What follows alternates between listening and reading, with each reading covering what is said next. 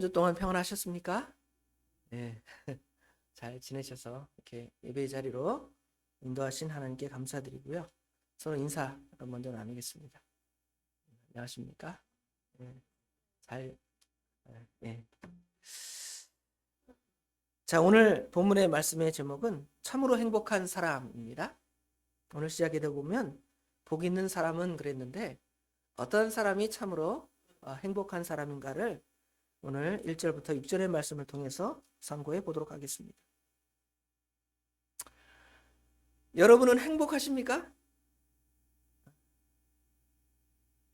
행복하셔요? 제가 질문했는데 행복하십니까? 그럼 무엇으로 행복하십니까? 여러 답을 할 수가 있습니다.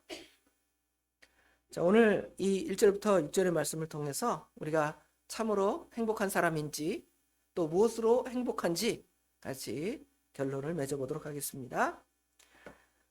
주일 오후에 우리가 산상수훈 말씀을 좀 상고하고 있는데요.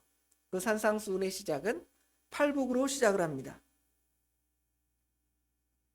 그런데 그 팔복의 내용을 보면 우리들이 생각하는 그 복과 개념이 너무 달라요. 그렇죠? 하늘로부터 뭐가 돈이 확 떨어졌다든지 몸이 아주 건강해져서 무슨 일을 열심히 한다든지 승진을 척척 한다든지, 그렇죠? 자녀들이 좋은 대학교에 간다든지 이러면 좋겠는데 성경은 그게 복이라고 말하지 않고 심령이 가난한 자는 복이 있나니 애통하는 자는 복이 있나니 의를 위하여 핍박을 받는 자는 복이 있나니 이런 식으로 복에 대해서 다르게 우리가 생각하는 복의 개념과 다르게 우리에게 말씀하고 있습니다. 일반적으로 복을 얘기하면 복을 얘기하면 사람들이 얘기하는 것이 있습니다. 제가 처음에 시작할 때 행복하십니까? 그랬는데 행복지수라고 말해. 행복지수. 얼마나 사람들이 행복한가를 숫자로 이렇게 나타내는데 그 행복지수가 높은 나라, 과거의 통계인지 실제적인 통계가 바르게 된지는 모르겠지만 저 동남아에 있는 부탄이라는 나라를 언급합니다. 근데 우리가 이 동남아에 있는 부탄이라는 나라를 생각하면 우리보다 행복한 것 같지 않은데요? 그 나라가 우리보다 돈이 많은 나라도 아니고 국방력이 센 나라도 아니고 모든 시설이 갖춰져서 모든 사람이 행복하게 사는 나라가 아닌 것 같아요. 그런데 그 행복지수가 1등인 나라가 부탄이라 그래요. 그래서 실제로 그랬는가? 인터넷에 검색해 보니까 아니더라고요. 실제로 행복지수가 높은 나라를 보니까 오히려 북유럽에 있는 나라, 핀란드, 스웨덴, 덴마크 같은 나라가 순위에 높이 나타나 있더라고요.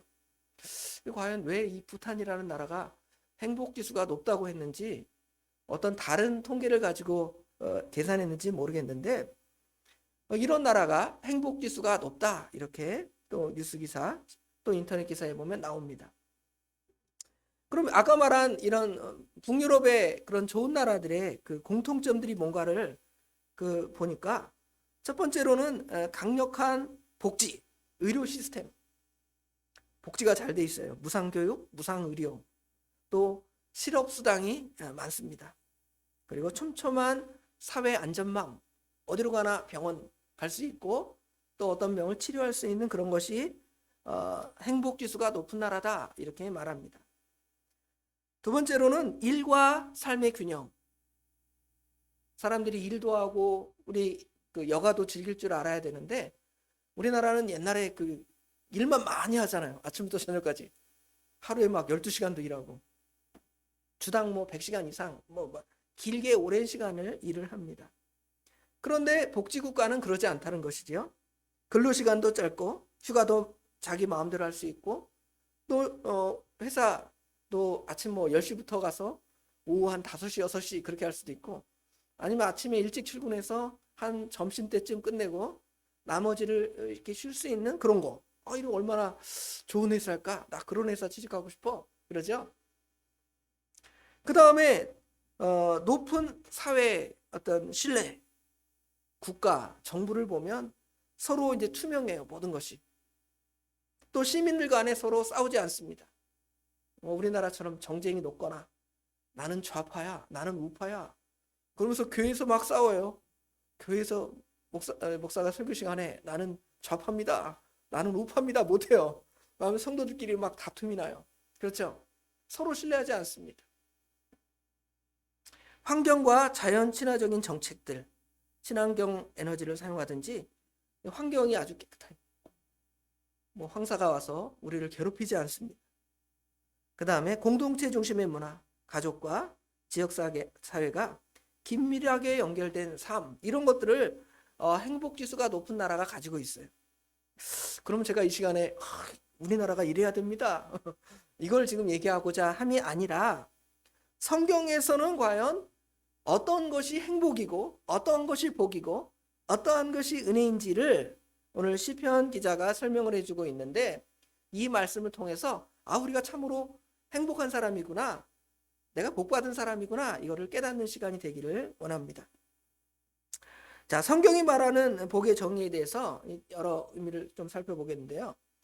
복, 행복 그러면 사전적인 국어사전에서 찾아보니까 삶에서 누리고 만족하는 현상, 우리가 삶을 누리면서 너무 좋아요, 저는 이렇게 사는 게 너무 좋습니다, 만족합니다, 그렇죠? 또 거기에서 얻는 기쁨, 너무 기쁜 거예요, 즐거움. 거기다가 이 국어사전에 뭐가 표현되어 있냐면 가장 좋은 운수, 복권 당첨, 뭐 이런 거 말하는 거예요. 동양에서는 보통 복을 생각하면 행운이나 운수 같은 개념들을 머릿속에 복의 관념으로 부여를 합니다. 굉장히 이제 운명론적이죠. 어떤 사람은 탁 복권을 당첨됐는데 어떤 사람은 꽝. 그렇죠. 사주팔자와 같이 나의 생일이나 그 사주에 따라서 나는 이렇게 살 사람이야, 이런 팔자야, 뭐 이렇게 정한다는 것이죠. 운명론적인 그런 생각이 강하고요. 또 어떤 생각이 강하냐면 자신의 선한 행위나 공덕의 보상물로 인과응보의 사상, 저 나쁜 놈 나쁜 짓 했으니까 감옥에 가든지 망했어, 죽었어. 저 사람 얼마나 착한데요, 법 없이도 살아가는 사람입니다, 저 사람이 복 안 받으면 어떤 사람이 복 받습니까? 뭐 이러는 것이 굉장히 이제 동양적인 개념에 가깝습니다. 서양에서는 이제 보통 뭘 얘기하냐면 그 신화와 관련돼서 얘기해요. 그 행운의 여신, 행운의 여신을 그 로마 신화에서 이제 포르투나 그러는데요. 이 포르투나라는 단어에서 어떤 단어가 나오냐면 폴춘, 그러죠? 포춘 쿠키, 과자에다가 뭐 이렇게 점괘 같은 거 넣어서 착 먹으면 거기 좋은 게 나오고 좋은 종께 나왔다, 뭐 이러잖아요. 약간 그 신화적인 의미를, 그 행운 이런 의미와 약간 동양과 비슷한 개념도 있기는 합니다. 거기다가 이제 서양에는 인본주의 사상이 굉장히 발달해서 사람이 자기 자신으로 노력을 하면 어떤 좋은 거, 행운, 복된 거 이런 거 얻을 수 있다, 이런 것으로 서양에서는 말하고 있습니다. 성경에서는 보통 물론 좋은 것, 물질적인 은택 이런 것을 기본적으로 깔고 있습니다. 전혀 뭐 성경에는 복이 그런 거하고 상관없습니다, 그러지 않습니다.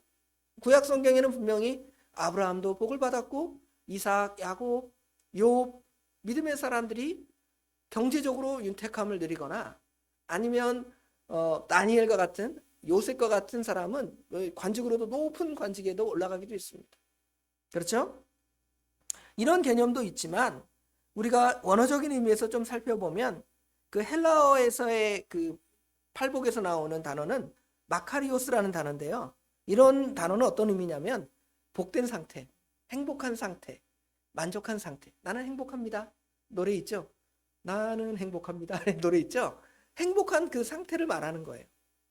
뭐가 막 누려지는 그런 느낌보다 내 마음이 평화롭고 아주 뭐랄까요, 흔들리지 않는, 요동하지 않는 평온한 상태, 그런 것들을 일반적으로 행복이라고, 복이라고 설명하고 있습니다. 이 복은 하나님이 보이시는 선이, 하나님께서 우리에게 선한 의지를 보여주시는데요, 영적이고 물질적인 은택인 것뿐만 아니라 우리에게 모든 것들을 거저주시는 것, 다 그것들이 은혜요 복이라는 것을 우리가 알 수가 있습니다.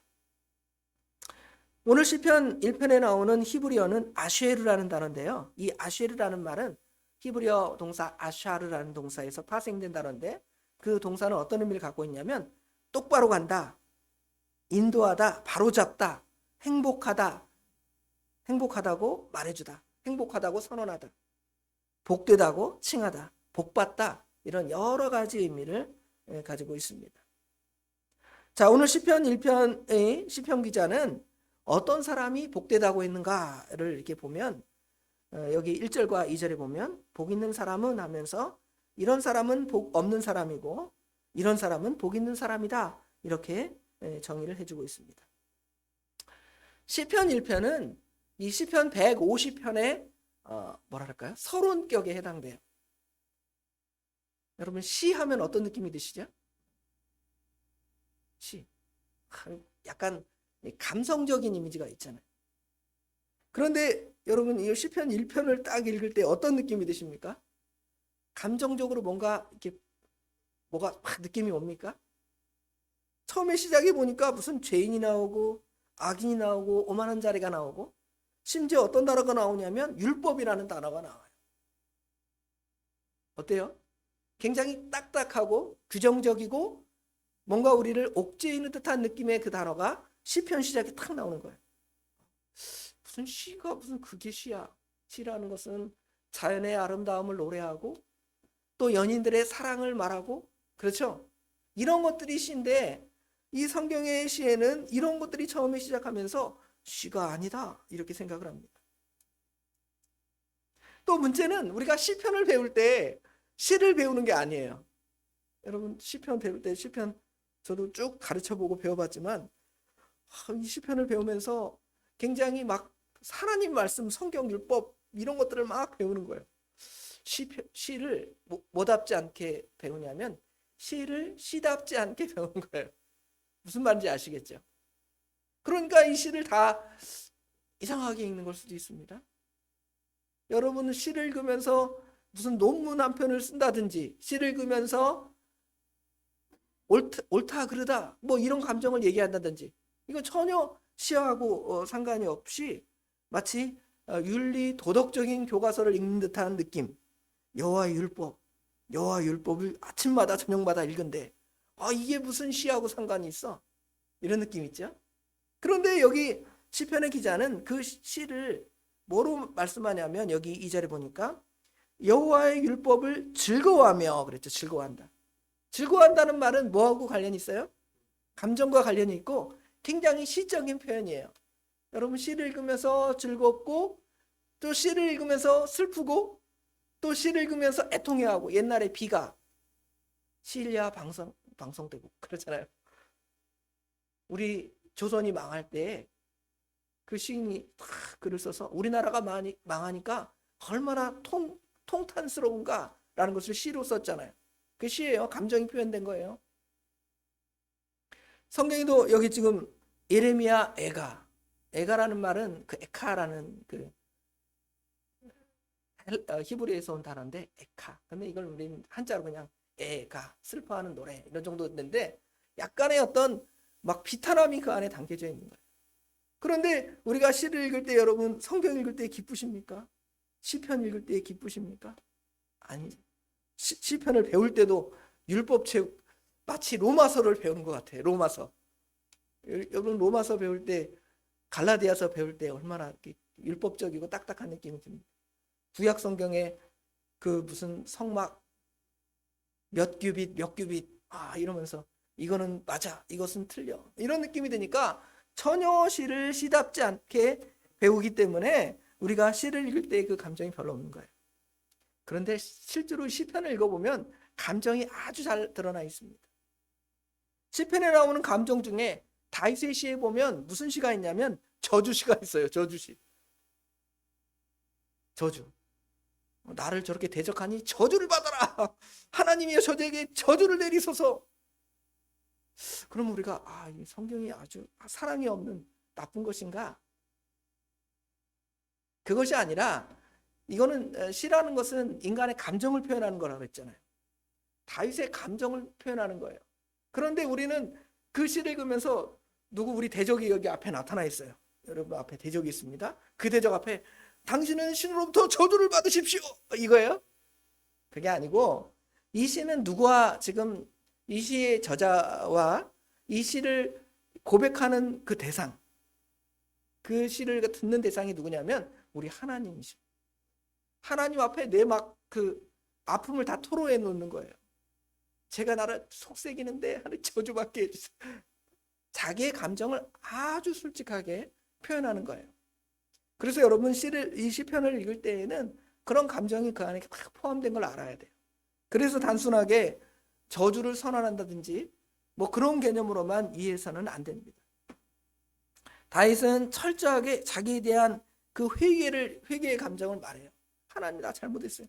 이것도 시적인 감정에서 드러나는 거지 뭐 아무 감정 없이 잘못을 얘기할 수 있습니까? 딱딱하게 뭐 잘못했니? 1번은 엄마 말씀 안 들었습니다.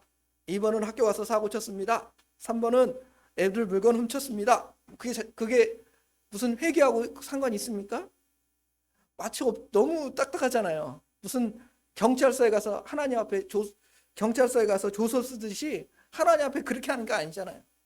하나님 앞에 정말 내가 이거 행동한 거 보니까 하나님, 내가 정말 잘못한 것 같아요.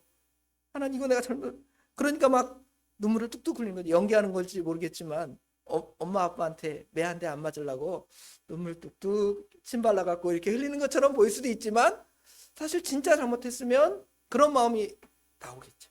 그게 뭐처럼 나오냐면 시처럼 등장하는 거예요. 시. 또 반대로 이 다윗의 시에는 기쁨이 표현되어 있어요. 승리의 환호함. 우리가 이겼습니다.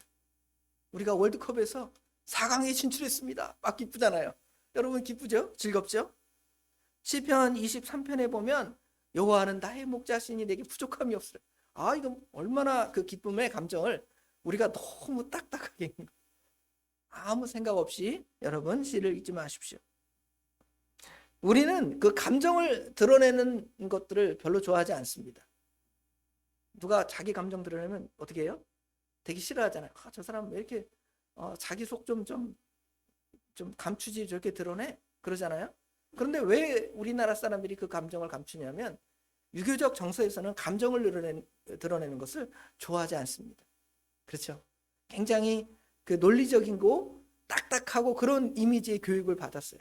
부모로부터 그렇게 교육받는 거야. 남한테 너 가난한 거 드러내면 안 돼. 그러니까 어떻게 해요? 아침 밥 굶고 나왔으면 막 집에서 나올 때 얼굴이 어떻게 해야 되겠어요? 배고픈 그 표정이 딱 나와야 되겠는데, 야, 다른 사람 앞에 자기 가난한 거 드러내면 안 돼. 그러니까 집에서 나오면서 이쑤시개 하나 들고 마치 뭘 먹은 것처럼요? 고기를 먹은 것처럼 나오잖아요. 그게 무슨 마음이냐면 유교적인 정서에서는 그렇게 감정을 잘 드러내지 않습니다. 그런데 하나님 앞에서는 우리가 그러는 게 아니에요. 그러지 맙시다, 하나님 앞에. 여러분 새벽에 기도 이렇게 하면 새벽 기도를 하다 보면 우리 권사님들이 기도할 때 앓는 소리를 하셔요. 그러면 모르게 어디가 아프셔서 그런가. 그런데 그게 아니라 그 기도라는 것은 누구와 통하는 것입니까? 하나님과 통하는 거니까 하나님 앞에 앓는 소리를 할 수밖에 없어요. 하나님 안 도와주면 나 못 살겠어요. 징징대는 거야 막. 그렇죠? 그게 이상한 거 아니에요. 근데 우리는 이상하다고 생각해요. 저 사람은 왜 기도할 때 시끄럽게 소리내고 징징대는 거야. 그러지 마시기 바랍니다. 얼마나 그 마음에 무거움이 있으면 하나님 앞에 나와서 그렇게 자기 감정을 그렇게 솔직하게 드러내면서 토로하는지 그 심정을 우리가 이해해 줘야 되는 거예요. 이 시편은 그런 느낌으로 이해를 해야지 딱 보니까 율법을 즐거워하고 율법을 주야로 읽으십시오. 성경 읽으래. 너무 시하고 상관없는 듯한 느낌이 드는데 그러지 않습니다. 하나님 말씀으로 즐거워하는 그 말씀의 맛을 맛보는, 말씀을 씹고 그 말씀을 통해 기뻐하는 느낌들이 분명히 이 시편 안에 드러나 있고 여러분이 시편 읽으면서 그래야 돼요. 기도 안 되는 사람은 뭐 하면 될까요? 기도 안 되는 사람은 시편을 읽으면 되고 기도 안 되는 사람은 찬송을 하면 돼요. 찬송은 시예요. 여러분 찬송을 시라고 생각하지 않고 딱딱한 논문 읽는다고 생각을 하면 잘못된 거예요. 하나님을 찬송할 때도 기쁘고 즐겁게 찬송하든지 내가 잘못했으면 통회하는 심정으로 찬송한다든지 이런 마음이 찬송할 때 드러나야지 아무 생각 없이 하나님을 찬송하면 안 되는 겁니다. 자, 그럼 이제 어떤 사람이 참으로 행복한 사람인가 그랬죠? 그렇다면 어떤 사람이 행복한지를 지금 시편은 정의하고 있는데, 자, 여기 2절로 가보면 여호와의 율법을 즐거워하며 그 율법을 주야로 묵상하는 자로다. 아까 율법에 가지는 느낌은 딱딱하고 뭔가를 쪼이고 정죄하는 느낌, 그래서 시편과 안 어울리지만 오늘 시편 기자는 그 율법을 가장 즐거워한다고 말씀하고 있습니다. 아까 전혀 약간 안 맞죠? 모순되는 듯한 느낌이라 그랬죠? 여호와 율법과 즐거워한다. 그렇죠? 여러분, 성경 읽고 하나님 말씀을 배우면 즐겁습니까? 아니, 목사님 설교 재미없게 하는데 무슨 재밌습니까? 내가 차라리 TV 틀어서 개그 콘서트 이런 거 보면 너무 좋잖아요. 그렇지? 요새 뭐 어떤 프로그램이 여러분을 즐겁게 하는지 모르겠지만 그런 거 들을 때 너무 재밌는데 너무 재미없어요. 설교도 재미없고 하나님 말씀 읽는 건 어떻습니까? 뭐라고 하는지 모르겠습니다.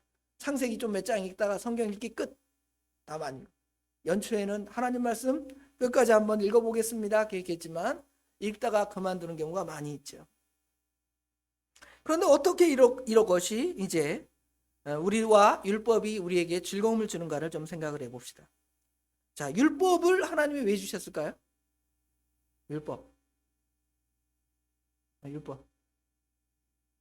율법을 주신 목적, 지켜서 구원받아라. 아니면 율법이 나를 너무너무 어떻게 한다? 괴롭힌다. 그런 개념으로 여러분 율법을 읽으십니까? 둘 다 아닙니다. 율법은 우리를 괴롭히는 것도 아니고 지켜야 구원받는 율법주의적인 율법을 강요하는 내용도 아닙니다. 율법이 여러분을 옥죄일 때도 있지만 그 율법을 통하여 우리로 하여금 구원의 세계에 들어가는 길을 인도해 주는 거예요. 율법이 여러분을 계속 죽이는 것으로만 생각한다면 여러분은 그 율법에 짓눌려서 가히 숨도 쉴 수 없어요. 그런데 세상 속담에도 보면 뭐 쥐도 무슨 구멍을 찾아요? 도망갈 구멍을 찾아서 살아갈 수 있도록 하잖아요. 하나님의 말씀은 여러분을 뭐 쥐구멍도 없이 여러분을 막 조이는 게 아니에요. 오히려 하나님 말씀을 읽을 때, 율법을 읽을 때 누구를 발견하도록 하냐면 예수님을 발견하도록 하는 거예요. 성경을 읽을 때 여러분 예수님을 전혀 못 발견하십니까? 그러면 여러분은 성경을 어떻게 읽는 것처럼 느껴질 수가 있냐면 세상의 무슨 경전들, 불교의 경전, 팔만대장경, 또 이슬람의 꾸란 이런 것처럼 우리가 하나님 말씀을 읽는 거예요. 도덕책이에요. 도덕책. 예수님 발견하지 못하고 예수님 안으로 들어가는 그 방법을 성경 말씀을 통해 찾지 못하면 여러분 그거와 하나님 말씀과는 전혀 똑같은 개념으로만 받아들여질 수 있죠. 그런데 우리는 성경을 읽으면서 누구를 발견하냐면 예수님을 발견하는 거예요. 예수님. 그러니까 이제 기뻐하는 거예요. 율법은 우리를 눌러서 우리로 하여금 죄 때문에 슬퍼하고 애통하고 비통하게 하지만 이걸 바꿔서 예수님을 찾으면서 예수님으로 기뻐하는 감정이 그 안에 동시에 갖게 하는 거예요. 그러니까 율법을 읽으면 율법으로 즐거워하고 그 율법을 묵상할 수밖에 없는 것이 그 율법을 통해서 예수님을 계속 보고 예수님으로 즐거워할 수 있게 되는 거예요. 그러니까 율법이 좋은 거죠. 율법을 즐거워하는 것이고 율법을 묵상할 수밖에 없는 거고 책 읽는 재미. 어떤 사람은 책 읽는 재미가 있다 그러잖아요. 무슨 책 읽는 재미가 있어야 돼요? 성경 말씀 읽는 재미가 있어야 돼요. 하나님 말씀 듣는 재미가 있어야 됩니다. 요한복음 5장에 보면 구약 성경은 예수님을 보여주려고 말했다는 거예요. 너희가 성경에서 영생을 얻는 줄 알고 성경을 상고하거니와 이 성경은 나 예수님에 대해서 증언하는 것이다. 예수님이 친히 말씀하셨습니다.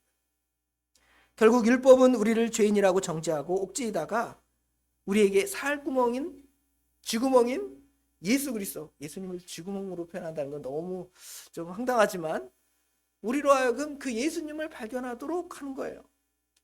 유대인들은 그 구멍을 못 찾고 자기 스스로 막 율법을 지키려고 하다가 결국은 율법에 허우적거려서 죽을 수밖에 없는 거예요. 영원한 멸망입니다. 그 지키려다가 다 안 지켜져요. 여러분 율법 다 지키려다가 예수님 산상수훈에 나오는 거 하나만 딱 얘기하면 다 걸려요. 그렇죠? 안 걸릴 거 있습니까? 원수를 사랑하라?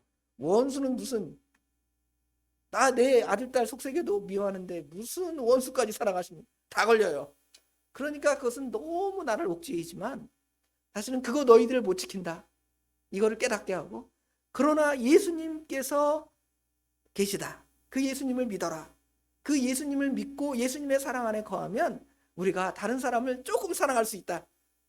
그리고 더 수준이 높아지면 조금 더 높아질 수 있다는 것이죠. 예수님을 발견하고 하나님의 뜻을 발견하는 거, 하나님 말씀을 통해서. 그러니까 율법은 딱딱하고 재미없는 것이 아니라 율법은 여러분을 즐거워하게 하는 거예요. 행복하게 하는 것입니다.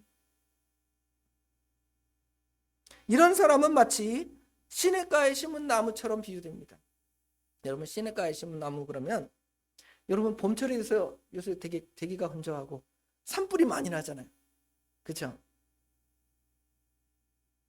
율법을 묵상하는 사람은 이러한 건조한 시기에도 수분을 공급받는 것 같아요.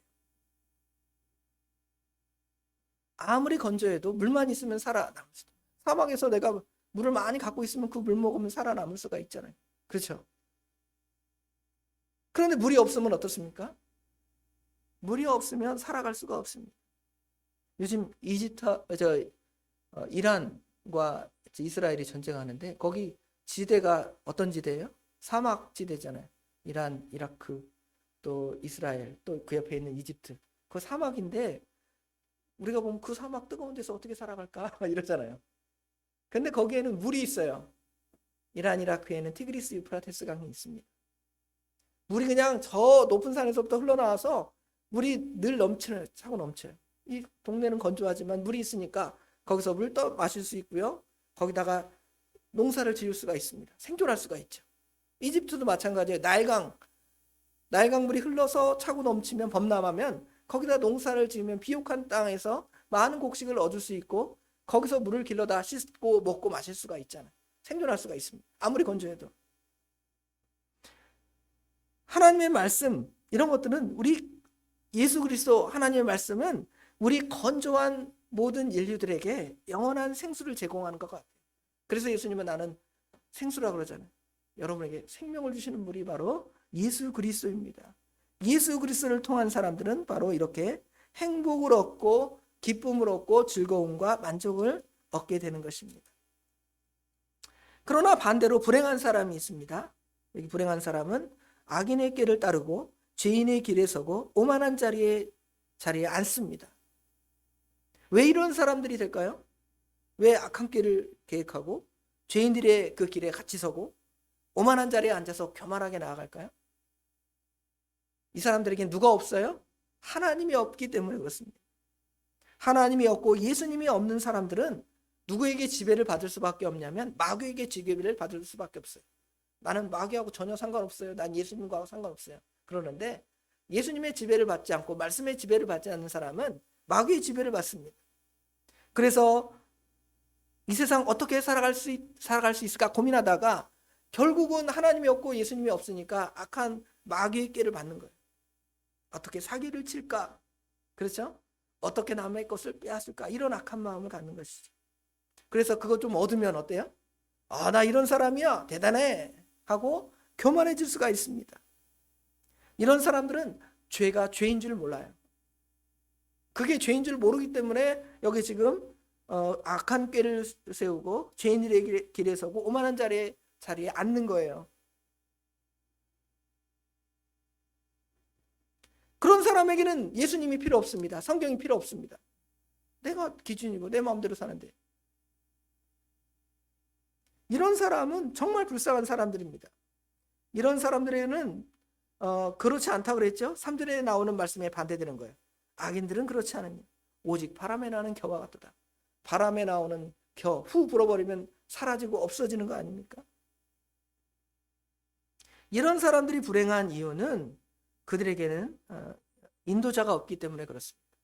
율법이 인도하고 예수님이 인도하는데 이 불행한 사람은 율법과 예수님이 없기 때문에 똑바로 갈 수가 없어요. 아까 처음에 그 행복하다, 복되다라고 말할 때 아쉐르라는 단어가 동사로 어떤 의미가 더 있었다고 말씀드렸냐면 단순하게 복되다, 행복하다, 복되다고 선언하다 이런 의미도 있지만 또 어떤 의미가 더 첨가되냐면 똑바로 가다, 인도받다, 바로잡다 이런 의미도 있어요.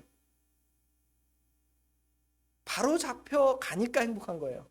우리는 바로 잡혀가면 뭐라고 생각하냐면 나는 끌려간다고 생각해요. 속 끌려가듯이, 그렇죠? 짐승 끌려가듯이 끌려간다고 생각을 합니다. 나는 자유를 원합니다. 왜 내가 말씀에 얽매이고 교회에 얽매이고 그렇습니까? 차라리 나를 소처럼 왜 끌고 가십니까? 교회 가면 나에게 자유를 주지 않습니까? 그렇게 생각하는 사람이 있습니다. 그러나 그거는 내 자유지만 그 자유대로 살다가는 결국은 마귀의 종로를 타고 마귀의 밥이 되는 것이죠. 그러니까 하나님께서는 너 마귀 밥 되지 말고 마귀 종로를 타지 말고 말씀의 인도를 받고 예수님의 인도를 받아가면 네가 비록 그것이 너를 옥죄이고 너를 불편하게 할지 모르겠지만 너를 똑바로 가게 해서 너로 망하지 않는 길로 가서 하나님께서 우리에게 주실 영원한 그 행복의 길로 들어가게 하는 거야.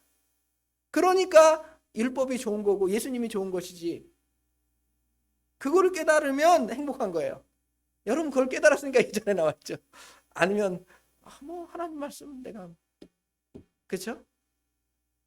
하나님 말씀을 거부할 것입니다. 망하는 길로 가는 것입니다. 다시 질문 드리겠습니다. 여러분 행복하십니까? 네, 이제 행복하다고 답을 해야 돼요. 행복한 상태로 들어가 있고 말씀의 인도에 들어갔으니까요. 그렇죠? 여러분은 행복하고 복받는 사람이고 복과 관계된 사람입니다. 그런데 문제는 뭘까요? 문제는 뭐냐면 복이 복인 줄 모르는 거예요. 우리 대한민국에 대해서 우리나라가 세계에서 뭐 10개 잘 사는 나라 안에 손가락이 든대요. 우리나라처럼 치안도 잘 되고 먹고 사는 것도 좋고 모든 사람들이 볼 때 불편한 게 없는 나라가 우리나라라는 거야. 여러분 그거 느끼세요? 다른 나라도 다 똑같은 거 아니야? 이렇게 생각해서 복을 뭐인지 모르는 거예요. 복을 복인 줄 모르는 게 문제예요. 여러분이 복 받고 있는데 복인 줄 모르니까 자꾸 물질적인 복 기준을 따라서 다른 사람들이 그러니까 나 그거 못 받았는데 나는 행복하지가 않아. 나는 불행해. 우리 대한민국이 행복지수가 별로 안 높다 그러잖아요. 죽어버린다고 하죠. 우리나라가 못 살아서 그렇습니까? 우리가 뭐 6.25 전쟁 때문에 지금 여기 집 하나도 먹을 것이 없어서 초급 목피 옛날 어른들이 한 얘기예요. 저는 몰라요. 옛날 어른들 그냥 뭐 산에다 뭘 뜯어다가 먹었대요. 실제로 그러셨는지 저는 모르겠습니다. 그렇죠? 어른들은 혹시 그거 기억할지 모르겠습니다. 그거 생각하면 지금 너무 풍요하잖아요. 그런데 자살률이 높아요. 죽어버려야 된다. 너무 나는 괴로워요. 슬퍼요. 물론 개인마다 그 어떤 그 괴로움의 그 강도나 차이는 다 다르다고 생각을 합니다. 그렇죠? 다 나도 나름 고생해. 왜 이래요? 그런데 우리가 그 행복을 모르는 것이 문제라는 것이죠. 행복을 한다면 여러분 예수님을 무시할 수 없고 율법을 무시할 수가 없습니다. 그래서 율법을 좋아하고 율법을 묵상하는 거예요. 말씀을 듣고 행복해야 돼요. 좋아해야 돼요. 이러면 오늘 말씀이 잘 적용된 거고 여전히 목사님 설교는 재미없습니다. 그 다음에 율법은 나를 자꾸 괴롭힙니다. 나는 율법하고 상관없이 살고 싶은데 내 마음대로 살고 싶은데 이런 사람은 행복을 행복인 줄 모르고 행복을 발로 걷어차는 거예요.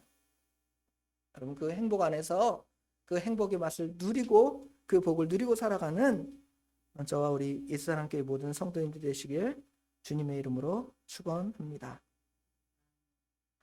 기도하겠습니다. 아버지 하나님께서 우리로 하여금 시편 1편을 통하여 우리에게 참 기쁨, 참 행복을 선언하시며 너희들이 그 복 안에 있다. 그 복으로 즐거워하라고 하지만 저희들은 참으로 미련하게도 복 안에 들어가 있으면서 나는 행복하지가 않아. 나는 슬픈 것 같아. 나는 이거 보니까 저들보다 부족해 하면서 하나님 주신 참된 복을 걷어차고 믿음을 떠나 살아가는 저희들에게 너희들이 이러한 복을 받았다. 이것이 복이다. 하나님이 있고 율법이 있고 말씀이 있고 예수님이 있으니 너희들은 복되다. 그러나 저 복되지 않은 사람들, 예수님도 모르고 하나님도 모르고 죄만 짓다가 자기 육신의 그 만족대로 살아가다가 결국은 멸망할 수밖에 없다라는 것을 오늘 말씀을 통해 선언하여 주셨사오니 저희들이 그 복의 맛을 바로 깨닫고 이해하며 그 복 안에서 이번 한 주도 행복하게 행복의 맛을 누리며 살아가는 저희들이 될 수 있도록 우리 하나님 친히 인도하여 주시옵소서. 모든 것 주님께 맡깁니다. 우리 주님께서 함께 하실 줄 믿사오며 예수님의 이름으로 간절히 기도드리옵나이다. 아멘.